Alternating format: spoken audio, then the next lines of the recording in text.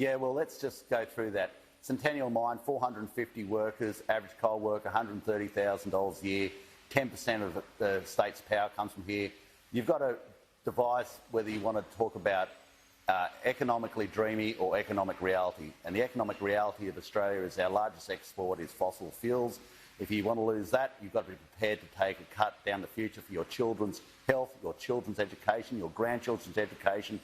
I don't know how, you just accept that you're going to be racking up the debt. And if you go look at the actual bill that they passed, it is a carbon tax. If you go to section 57, you're talking about payments that have to be made, or they call transition payments or some other euphemism, for basically a payment, and guess who is going to absorb that payment? You are. It goes on your power bill.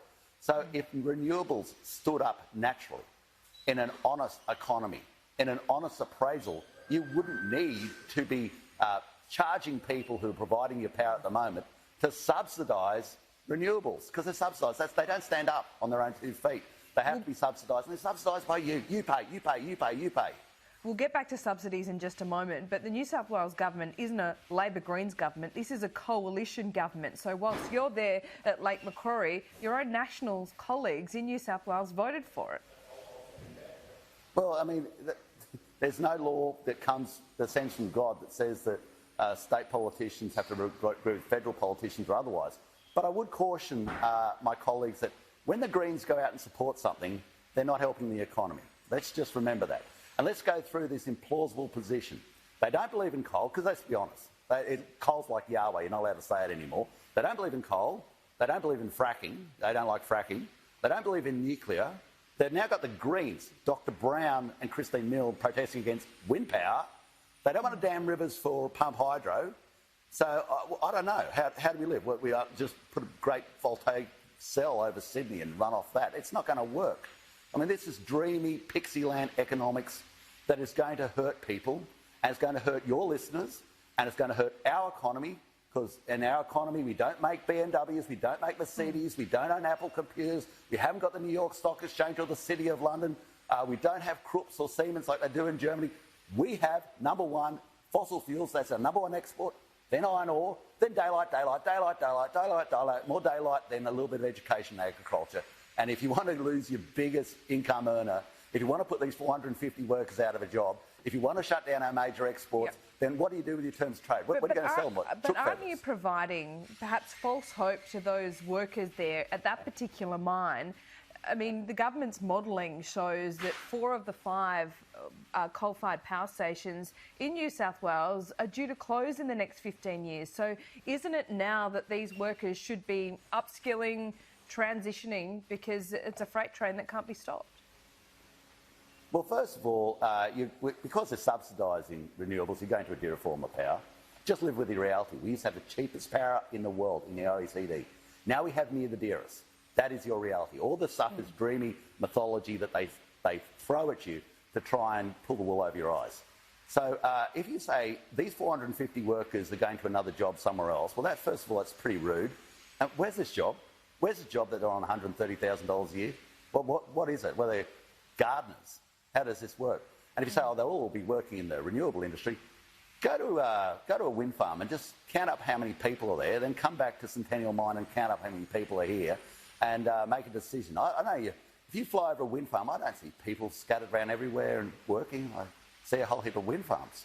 Well, you talk about subsidies. They don't work. I mean, but the government's talking about this gas-led recovery, if you like, this gas-led future. That is government intervention as well. Every market, including the gas market, needs government subsidies as well, don't they?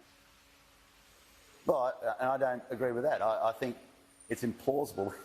Open up a gas field in Narrabri, pipe the gas to Liddell, which is a coal-fired power station in the middle of a coalfield. But anyway, we'll turn to a gas-fired power station. Don't quite get that. Create power and then move it back up north.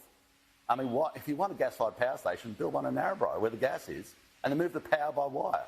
That's why we've got wires. That's why they have transmission lines. Well, have you made those? Have you made that suggestion to Angus Taylor? Is he receptive to it? I make this suggestion to everybody. I'm making this suggestion again right now on your program. But, you know, this idea, I know what people are saying, we're going to save the planet, get all that, but if you're going to put your economy down the toilet in the same breath, then that's not a smart thing to do.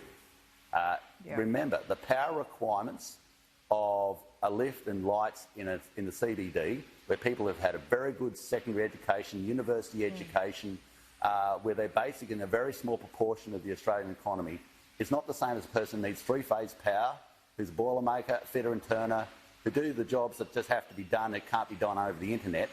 And, you know, we've just got to stop this BS economics and understand where your power really comes from right now. Understand that if you don't have, if you're going to put the true price for renewables, then you better put in the price of pump hydro, and you better square away with the greens we're going to build these dams. Remember, Snowy Hydro 2.0, initially $4 billion. Then, whoops, transmission, forgot about that, $6 billion. Then, whoops, geotech work, Again, forgot about your that, government, $8 billion.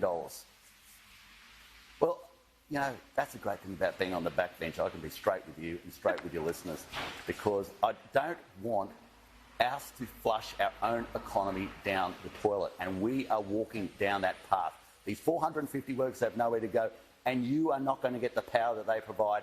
And if you think that we can have this great renewable economy, and that's the smartest thing to do, then I was just going to ask you this question. Why is China currently building 140 coal-fired power stations? Okay. Why is Japan refurbishing their current coal-fired power stations with new high-intensity, low-emission coal-fired power stations? Why is Germany refurbishing their brown coal-fired power stations? Okay. Is it just that we're the smartest people in the room and they're all dumb? Perhaps that's true. Maybe that's why their economy's bigger than ours. Before I let you go, Barnaby Joyce, I've got to ask you about hotel quarantine. There's questions about whether the current regime should remain in place for the months and maybe even years ahead. What do you think? Is hotel quarantine working, or should there be more remote centres set up for international travellers?